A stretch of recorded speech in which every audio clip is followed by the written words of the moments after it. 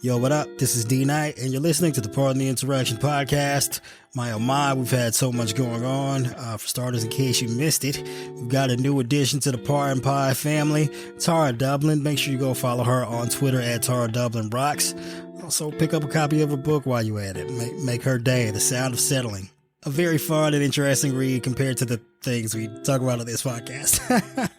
But yeah, we're heading toward the do or die time for the 2024 election. Go ahead and hit up JoeBiden.com. Get that man like $1 a month or something. Help his campaign staff up and get prepared to try and save our democracy. And make sure to grab like one other person you know and tell them about the podcast. Make sure they subscribe and tune in every single week. We got a lot of things coming up for you this year. We need all the support that we can get. So if you do your part and help us grow our audience, we'll do our part and help elect Joe Biden in 2024 and save American democracy. And this is the Pardon the Interaction podcast.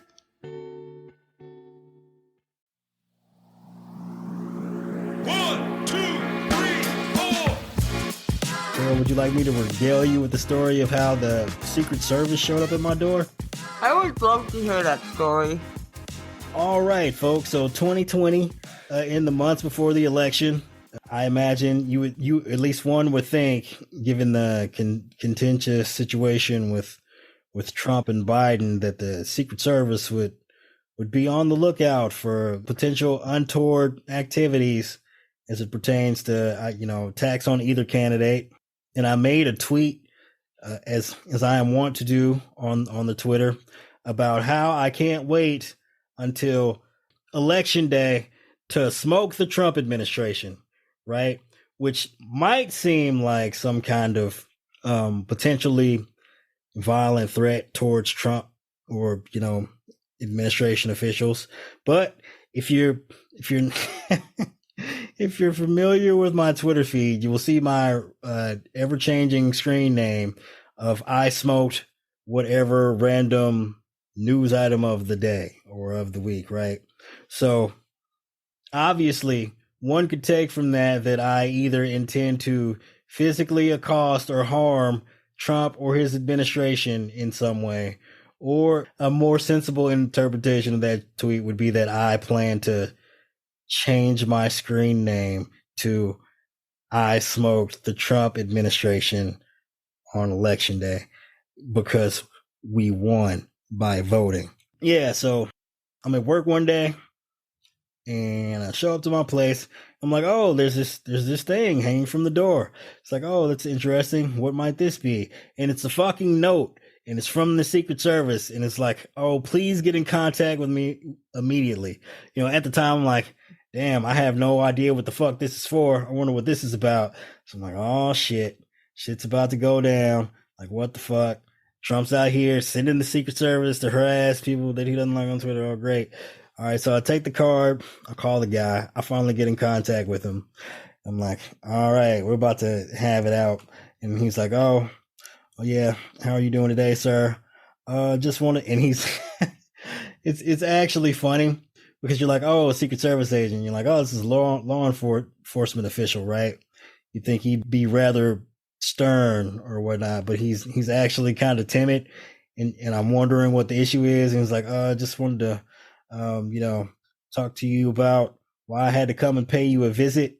And he's going in this thing, he's like explaining who he is and who he works for, blah, blah, blah. And it's like, well, so on such and such date, you tweeted. And I'm like, oh, that's what this is about? A tweet? Really? Like, you're using government resources to like send like a physical Secret Service agent to like come talk to people who tweet? Really? All right. And he explains to me what the tweet is, and he's like, I'm really sorry about this. He's all apologetic.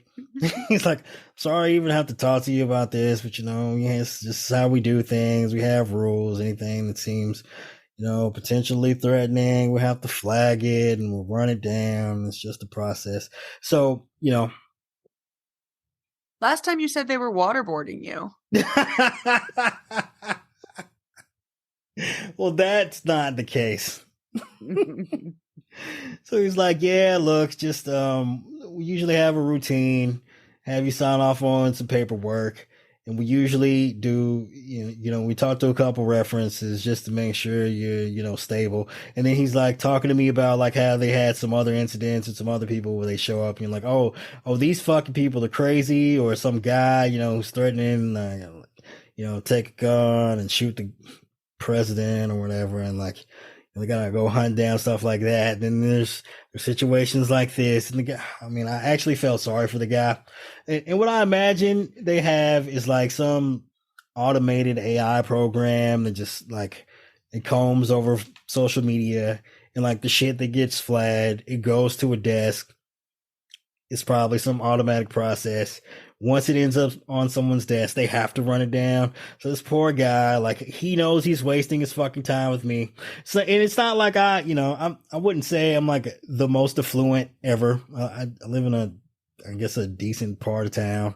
I have a security. I'm looking at it right now. Now that you've told me how to stalk you, I'm on Street View.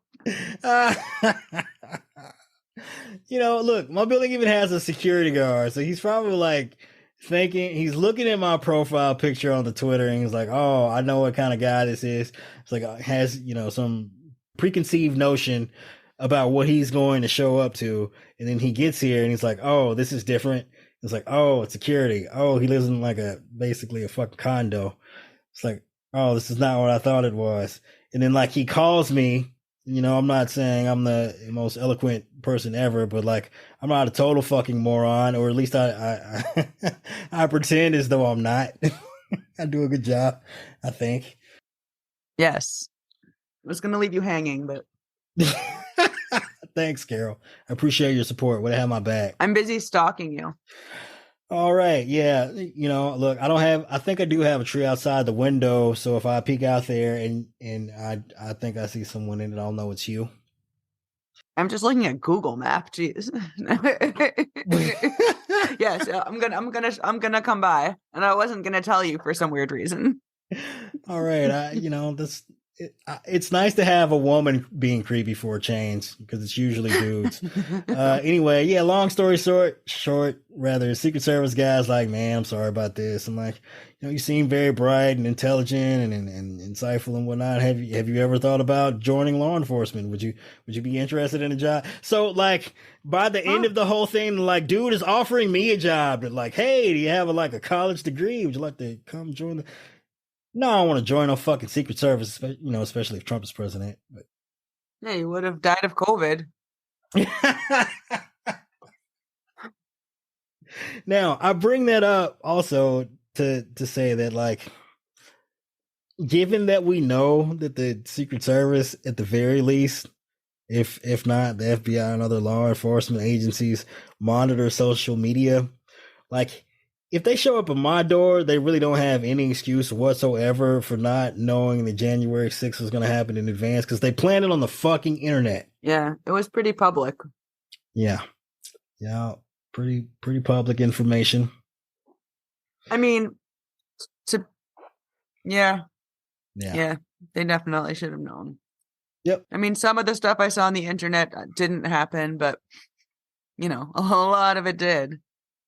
Right. Or they tried to do it. Yep. So when and you may or may not notice this, but like every time some damning information becomes public about the Secret Service, I usually go pretty fucking hard, because fuck them guys. Yep. I'm like, if you have the time for me, like, why don't you have the time and the resources to stop a fucking coup? Well, let me put a hypothetical to you. You took that job at the Secret Service. I don't think I would pass a background check. And you have there's a stack of cases to pick through. That's not the hypothetical. I think I know where this hypothetical. The hypothetical is you have passed it and you're working there, and you have to choose the case, your last case of the day. Someone else is going to pick up the other one tomorrow because you'll be on vacation. But one of them is investigating a terrorist who tried to hang the vice president for the political party he associated with, and the other one said some dumb shit on Twitter and lives in a condo. Which one am I taking? Yeah, which one are you going to do? You're absolutely right. I'm taking the moron who's like, hey man, can you just watch how you word things just in case? Yeah, you're absolutely right. It was So. funny because so he brought they came and they came to talk to me and they're like, "Hey, we just need you to sign this paperwork." I looked at it. It was basically like giving them license to look up my financial information and some other. Damn. And I was like, I really need to sign this, and they're like, nah, probably not. So I didn't even like sign the waiver for them to do a more extensive background check. And then they were telling me about like some other guys that they had to come visit, and they were like, yeah, some other situations we had been in. Like there was this other guy who was making threats, and then we look up his background, and it's like, oh man, he had some military training, and apparently, he's a pretty good shot from 500 yards. And we were like, it's shit like that we do have to take seriously. And they were like, this, man, we're like, we're sorry about this. We're just doing our jobs. And I get it, man. You got bosses. You got to do what you got to do. I was like, hey, man, this is a mess. That describes most jobs. Yeah, but like, I was like, hey, man, there's important shit for you guys out here to be doing. Like, this is a massive waste of time. Like this whole endeavor, because I mean, this is he had to come visit. I had to call him. We talked. They had to reschedule a visit. Come by another day. Waste their fucking time on some paperwork I didn't even sign. Mm-hmm. By the end of it, dude is offering me a job. It's like, hey, if you finished up your degree, like you should apply. Like I'm assuming I would get a recommendation. I probably still have the dude's fucking number. This point, because I had thought about. You don't want to go do your patriotic duty, which I decided that it is. No, hell no. Fuck that. No, I'll pass. I don't trust the Secret Service. That's a good instincts. Yeah, but I was thinking about it on like 1-7. I was gonna text him and be like, "Bro, where were you at? Like, what were you doing? Like, what?" But then I was like, "Nah, I don't want to do anything to have him show up again." I don't want to do anything else. Well, I could get Wendy's delivered. Sorry. I mean, it's 2023, Carol. You can get nearly any restaurant delivered to your home. I've never seen it come up on my delivery app before. They have a triple bacon cheeseburger. Yeah. That looks unpleasant. Okay.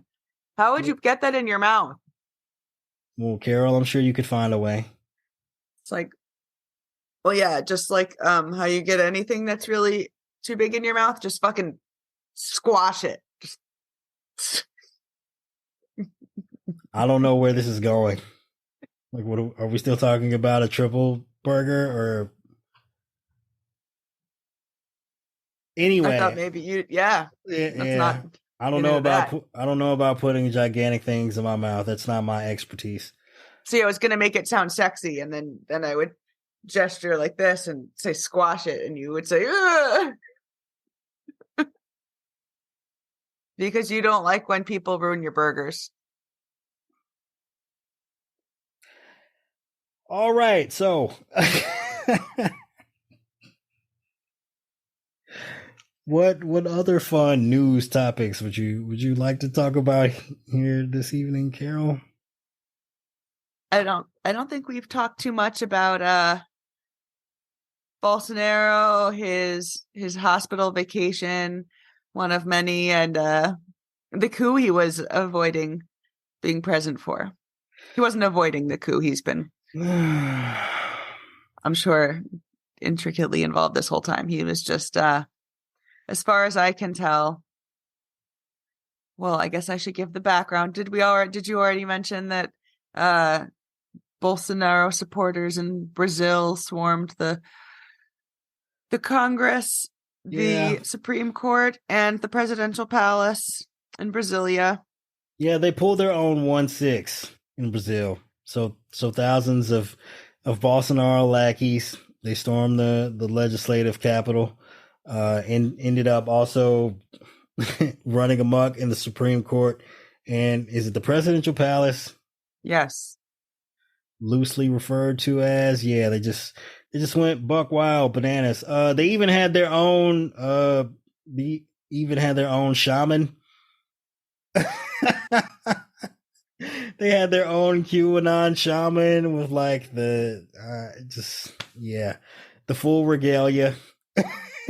I'm actually impressed that they're like, wait, was it actually someone dressed like the QAnon shaman? yeah, like I thought it was like, I was like, oh, I can't wait to see what what you mean. No, I mean, if you like, it's like a shot for shot recreation of 1/6. They even have their Oh my own God. version of the QAnon shaman. They're like, cue the guy shitting on the wall. yeah, I do think I saw a picture of someone removing their pants in such fashion. yeah. It wasn't for fucking, it was for Bolsonaro is using the Trump playbook, but he's also playing it much smarter because he doesn't seem to be overcome by the drive to like constantly say the dumbest shit ever and like announce his evil plan. He's been hanging back. I'm sure that the same people who are advising him and advise Trump I'm putting it a quote unquote wild speculation because I don't really think it's that wild or speculative. Steve Bannon. To think that Steve Bannon and yes, all those dudes were involved in directly involved in the plot with Bolsonaro to get his supporters. But they probably gave Trump the same advice they're giving Bolsonaro. It's just that Bolsonaro seems able to control his decorum at an outward level. So he's been silent most of this time, and he's just saying exactly enough to like keep people riled up. Yeah, so Bolsonaro he's certainly kept his distance as though he's not directly involved. He's actually currently in the United States. Guess what part of the country he's residing in, Carol? You'll never guess. The hospital capital of the Southeast, Florida. South Florida. I don't know if it's really the hospital capital, but he's in the hospital. Yeah, that's also breaking news. I'm not entirely sure why he's in the hospital, but he's apparently been hospitalized. Yeah, he's been in South Florida this entire time, which is ironic because his son was here in DC in the days leading up to 1/6 in the company of Trump's entourage, presumably. Allegedly advising or I guess copying the playbook just in case. Taking notes. Yeah, taking notes just in case Bolsonaro lost in 2022, which he did, which led to the situation they're dealing with in Brazil as we speak. Yeah, great times. Apparently, one of the prosecutors in Brazil is already requesting Bolsonaro's extradition. So that should be fun. I do believe we have an active extradition agreement with Brazil. So I'm looking forward to see. Yeah, I'm looking forward to see once Bolsonaro gets out of the hospital, do we ship his ass down there and if we can send Santos with him? Yeah, I was gonna say we could get them on the same flight, like, and get a bargain. Yeah, buy one, get one. We could save one. We could save something on the air marshal. He'll give us a discount. It's hard to say at this point whether it's succeeded. Obviously, it didn't succeed on that day, but it's still. I mean, obviously, Brazil was already like on the cusp of like a social explosion between political parties, or at least that's what it looks like from here. It's so hard to fucking tell with like Twitter being like all pro Bolsonaro shit. Well, as you can see, you can now imagine what it must look like to other countries. What happened here on 1/6, right?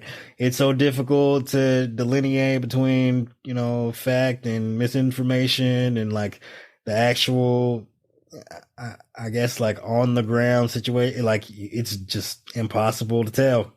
You're relying on reports, and it's hard to get an accurate sense of what's taking place and how things will be going forward.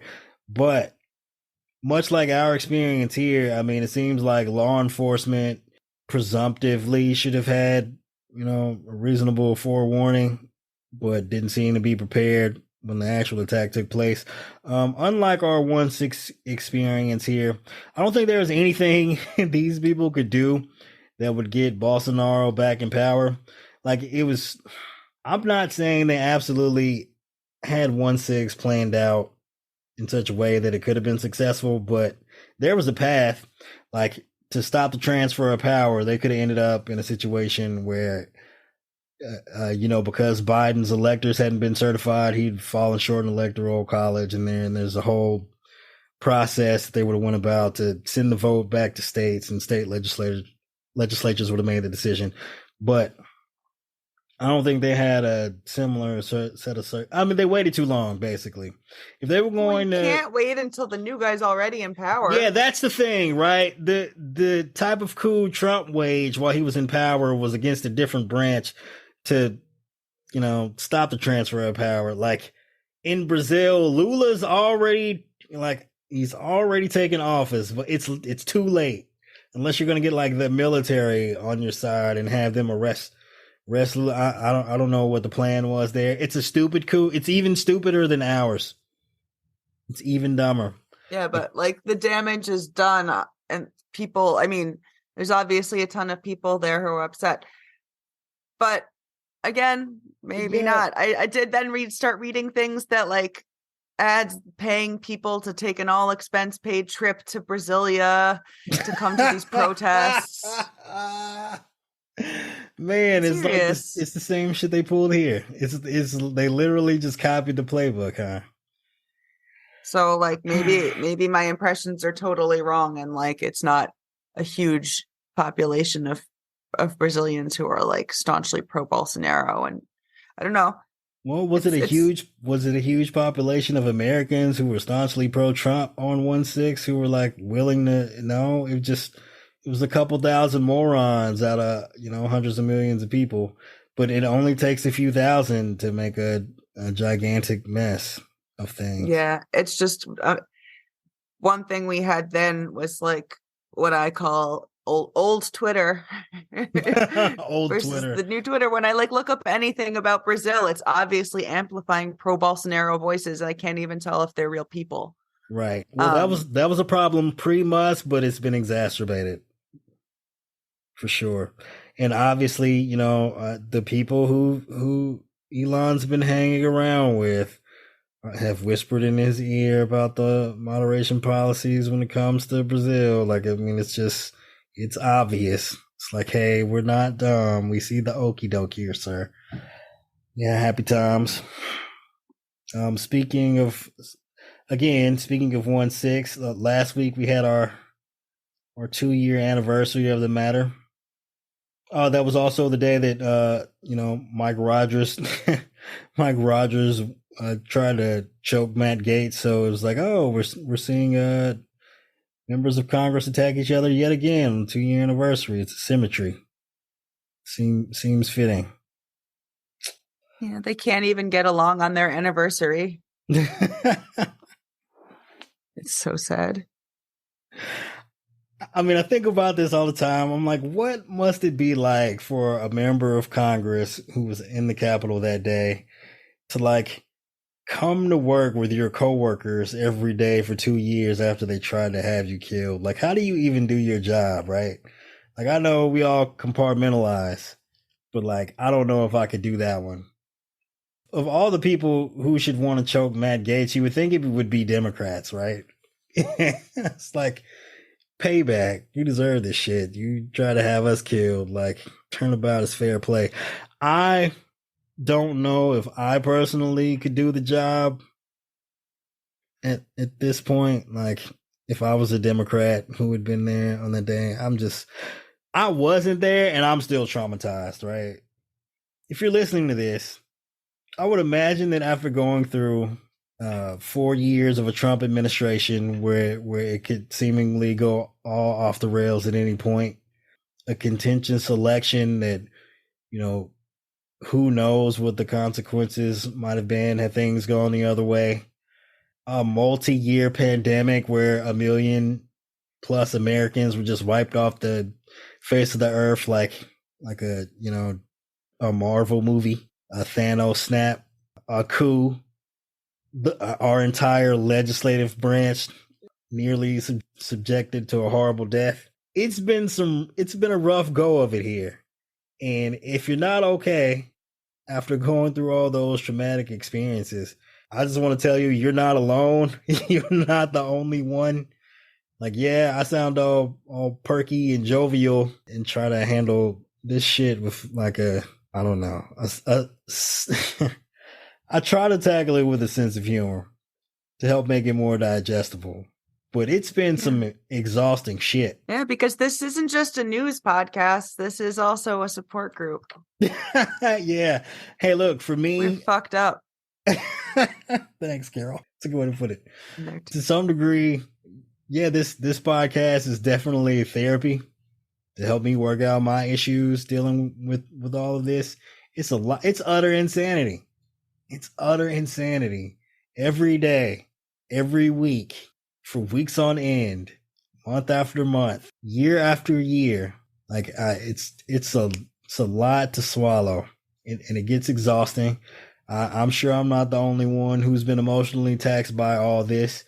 Let me be the voice of your frustration. I think I can definitely be your anima in that department. I can represent our collective frustrations with all of this shit. Yeah, man, 2 years. And I know a number of people out there like, oh, when will there be consequences for the people at the top? They're coming. It's the consequences are coming, which we'll be discussing over the next couple of weeks. Apparently, Special Counsel Jack Smith is close to making some charging decisions. I'm not entirely certain if that's the 1-6 investigation as much as it is the espionage investigation. But apparently, he's also brought a couple of seasoned prosecutors on. You don't bring prosecutors on to make declination decisions, other than Bragg in New York. Carol, your stomping ground. Well, I mean, I guess that's not. You're like not in New York City. I can brag in any state. I know that's not what you meant. Alvin Bragg. Yes. I mean, he's the only guy I know who brings in special prosecutors to not prosecute. That's the only time I've ever heard of that. But yeah, so any of you who are like, why is it taking so long? When are the charges coming? They're working towards that. I think we're getting close in Georgia. Yeah, Fannie Willis, her special grand jury's wrapped up their investigation. I think all that's left at this point is for the special grand jury to send its report to the judge and make any recommendations they see fit, whether that be charging or otherwise. But I would imagine there's another grand jury that will be called to make charging decisions. Right. So they'll send Fannie Willis their recommendations. The special grand jury she impaneled doesn't have the authority to indict. What it was is basically an investigative tool. So this was their only assignment, basically. And this was probably the most expedient way to get to the conclusion of the investigation. She'll have to impanel another grand jury to handle the indictments. But I'm sure that could go really quick. I'm sure with the evidence already being collected and the special grand jury making its recommendations, like she could have another grand jury impaneled in the next couple of weeks. They'll go over the evidence. They'll go over the criminal statutes, and indictments will fly. We at the very least know there's a dozen fake electors who are definitely targets, if not Rudy Giuliani and company, and possibly all the way up to Trump. And I imagine if Brad Raffensperger has been frank in recounting his testimony, that Fannie Willis is about to fuck some people up. So you have that to look forward to. You've got Jack Smith. You've got Fannie Willis. You've got, I mean, we've already got the Trump organization itself facing criminal charges. They've been convicted. So who knows what the fallout from that will be. I think it'll all snowball from there. Yeah. They're getting it on all fronts. It couldn't have happened to a nicer group of co-conspirators. All right. Also, breaking news: we have classified documents found in some Some kind of progressive think tank from when President Biden was vice president. Oh, yes. His lawyers uncovered them and then immediately reported it to the National Archive, who collected them the next morning. That was great. So way to it's cooperate. kind of like it's kind of nothing, that's how you handle discovery of classified documents. Yep, you notify federal officials and you follow their instructions and you cooperate with their investigation. Unlike some people from South Florida who did not disclose their possession of classified documents for over a year and only returned a portion of them, saying they were all returned, which turned out to be a blatant lie, if not obstruction. And you certainly don't begin accumulating them in a wine cellar over time by accident. No. By accident in your wine cellar. Right. So, look, the thing apparently from MAGA has been like, oh, look, Biden did it too. Why are they going after Trump if Biden's doing the same thing? Well, Barb McQuaid has a short Twitter thread where she kind of delineates between this incident with Biden versus Trump, where she says, as Jim Comey said regarding Hillary Clinton, DOJ prosecutes mishandling of classified documents cases when there's an aggravating factor present. Those factors are obstruction of justice, storage in a way that risks exposure, willful violation, and disloyalty to the United States. In the Mar-a-Lago case, all but that last factor, which will be disloyalty to the United States, appear to be present. Give it some time. We'll possibly find out that last factor is also at play. It's just not immediately apparent and easily provable from the information the public has access to already. Right. It's a low bar. She goes on to say, in the case of the Biden documents, there is no indication that any of the factors are met, but referral for investigation by the Chicago U.S. Attorney, a Trump appointee, seems prudent. Her take is that it's not a big deal, at least not based on the facts we know, but Trump would use it to falsely claim he's being singled out for disparate treatment. So as you can see, like, the difference here is with Biden's people, once they found they were in possession of the documents, they immediately notified law enforcement, turned over the documents in a manner they saw befitting, and are basically cooperating with the investigation. There doesn't appear to be any aggravating factors. There you go. Not to say it's not, serious. I don't know the nature of the documents themselves, but you would have to presume if for them to just have been handled poorly because there weren't enough rules regarding like the way they were handled. I mean, it's not ideal, but it's not also some huge criminal violation, and it's not nearly on the massive scale of hundreds of classified documents like what they found in Mar-a-Lago. So if people want to make classified isn't just one category, there are many levels. No, you're absolutely right. There are many. There's multiple levels of classification. Not all classified information is created equally, and then like even in those upper levels of classified materials, there's like different compartments that have like different implications about what's contained in the materials, right? So it could be anything from government assessments or nuclear information, or information that they got from foreign agents or any such thing. But I would imagine like this isn't that this think tank would have been in possession of. Like I don't imagine it's anything like that. Nothing like what was found in Mar-a-Lago. So if people want to make that comparison, you got to be like, hey, there's nuance to this. Like you have to look at the situation and figure out where, the Biden situation delineates from the Trump Mar-a-Lago case, because they won't play out differently, because it's not the same. I know nuance is hard. It's difficult for people to handle details. That's just what it is. Carol, is there anything else you wanted to get to? Besides bed. Sheets and giggles. We'll take a sponsor. And I'll help you draw cartoons on the beds. There's no cartoons on there. They're they're like high end sheets, And they're going to start a line with a little comic strip. It's going to be great. Anyway, I have to get my shit together and back in gear. I guess after the election, since it wasn't like a total disaster, I was like, I can let my guard down even for a second.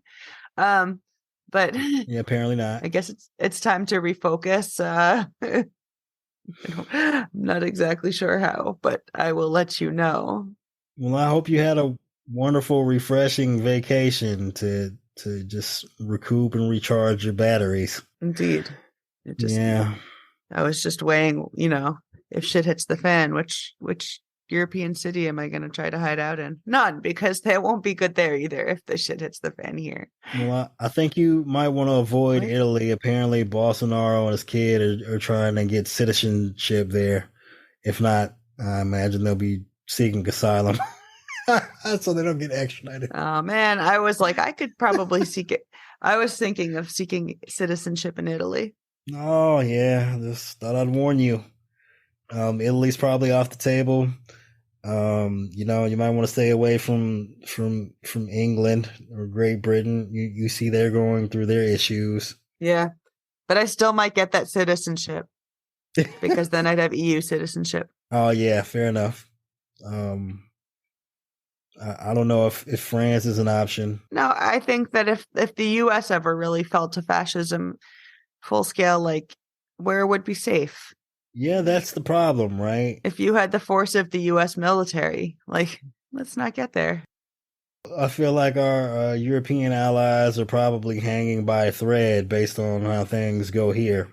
I guess we do have to give credit to Biden for uniting Europe in a way that I didn't even think was possible, given the way things were going under the Trump administration. Yeah, that's true. But it seems like even as united as they are, it still seems so fragile. It's wild. It's just amazing.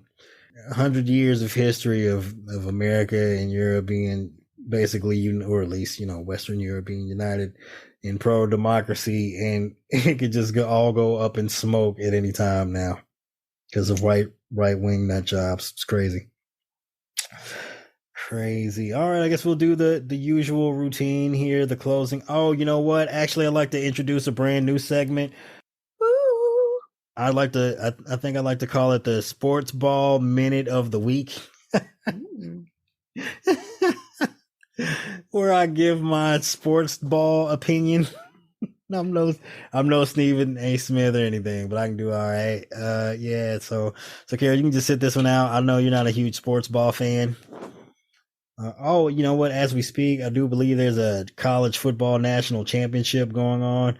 I don't actually watch college football as often as I used to. I think after the pandemic, it was just gross.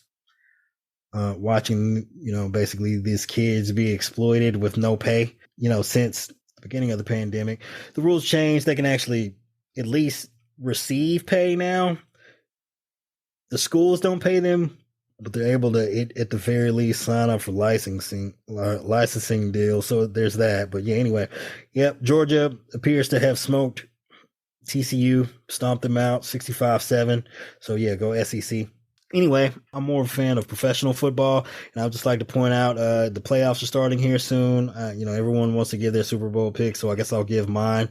In the quarterback conference, I guess I'll be going with Patrick Mahomes and the Kansas City Chiefs. And in the non-quarterback conference, fine, Lord. give me the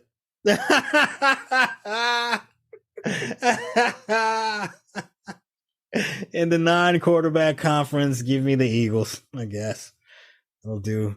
Yeah, for any of you who are actual NFL fans out there, you're like, what the fuck is a quarterback conference in the non-quarterback conference? I've never heard of that shit.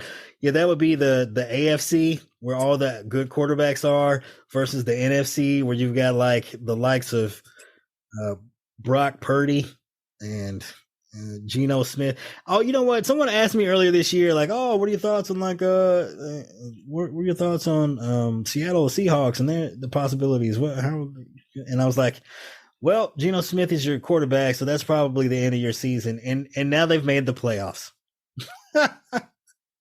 So my predictions were wrong, but I mean, I guess if I wanted to go into more detail, I'd be like, well, given it's not that I think Geno Smith is. Carol's like dying here. She's like, had no idea what the fuck he's talking about. Yeah. So, Geno Smith, I'd always been of the idea that like, Geno's all right. It's not bad, not a bad quarterback. Got some physical talent, but he's in a shitty position. Anyone who plays for the Jets was doomed to fail. And right, so guy had his jaw busted, lost his starting job, ends up on the Giants. They bench Eli. They're gonna put Geno in, and then they fire the coach because they was like, "Nah, you are not about to take our guy out." So Geno got a few tough breaks. Ends up in Seattle, and I'm thinking like, oh, even if Geno was fine, this roster's bad. Probably not gonna do anything. And here they are, making it to the playoffs without Russell Wilson. Who'd thought? Well, I don't think the roster is particularly great, even though Geno's played pretty good. But what really happened is the NFC is garbage. There's no good teams. There's like two. I guess if you consider the Cowboys good, that's three. And there you are. That's how the Seahawks made it to the playoffs. They didn't play anybody. There you go. And that concludes the sports ball minute of the week. Carol, do you have any closing thoughts? Yeah, that was way more than a minute. Are you trying to tell me to shut the fuck up? No, I'm just gonna bring a book next time.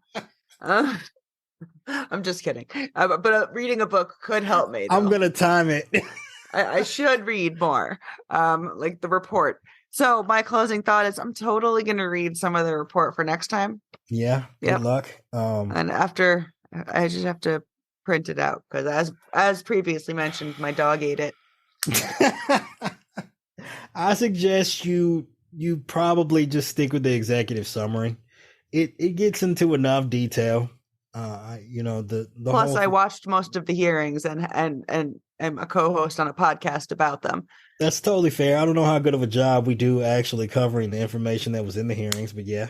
No, but I watched them. Yeah. It's not like it's not like I was reading the summary of the reports like this is entirely new information to me. Yeah, that's also the thing. So if you were intimately familiar with the information from the hearings, there's not a whole lot in the report that's new, but there are a lot more details. We'll put it that way, where they give you I'm excited to read it. A more vivid picture. Yeah. I am excited to have the Adobe Acrobat read it to me. Hey, don't worry. It's not, again, I can't stress this enough. It's not boring legalese. It's almost like a narrative driven novel.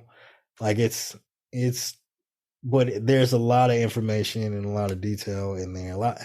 And look, names that me and you are probably extra familiar with, but like people who haven't been keeping up with this, they'll just be like, oh, it's just names flying at me left and right. So that is another thing, but it's not a drag at all. It's a lot of information. It's well put together. So like I applaud the January 6th committee learning from some of Mueller's mistakes. They began with the end in mind. I feel like they always had the intention of putting this together in a narrative fashion so it's easily understandable. Whereas I feel like Mueller's report was hastily thrown together at the end because they didn't know their office was about to get shut down and was just like, oh fuck. Yeah. So there is that. But yeah, for those of you out there who haven't read it, I would recommend you at least knock out the executive summary. It's long for a summary. It's 170, 80 pages, however long. It's worth your time though. It lays everything out in a pretty straightforward fashion in a way that I don't think even the hearings quite did because the way they were broken up. It's pretty effective report in that regard. Yeah. Anything else, Carol? No, I'm sorry. Ready? Oh, yes. You ready for bed? I'm ready for bed. So now I'm reading an article about how the Earth's ozone layer is slowly but noticeably healing. That's so nice. Yeah, we're on our way back. It's crazy because I was thinking about this like a couple months ago, how like no one talks about the ozone layer anymore. because we've basically solved the problem. It just needs time to repair itself. And like how there's all these massive endeavors we need to undertake to save the fucking planet. But like once we do the work and things start going the right direction, people will just stop talking about the shit as though it wasn't some massive problem. Hopefully we'll get to that point. Fingers crossed. Fingers crossed. That's a whole other podcast. Yeah, it's not looking good for the planet as we speak. But hey, we have more immediate issues to tackle. Unfortunately, we'll let the climate change podcast handle the climate change, and we'll handle the fucking insurrection. I did have some other closing thoughts, but since I wouldn't shut the fuck up today, I'll save that for next time. All right. Well, this has been Pardon the Insurrection podcast. Do you usually say something at the end? Yeah. So usually what I do is I do the closing thoughts, blah, blah, blah, do my ramble, wrap it up. And that concludes this episode of Pardon the Insurrection. Oh, but I think my stone. No, that concluded this episode of Pardon the Insurrection. Got it.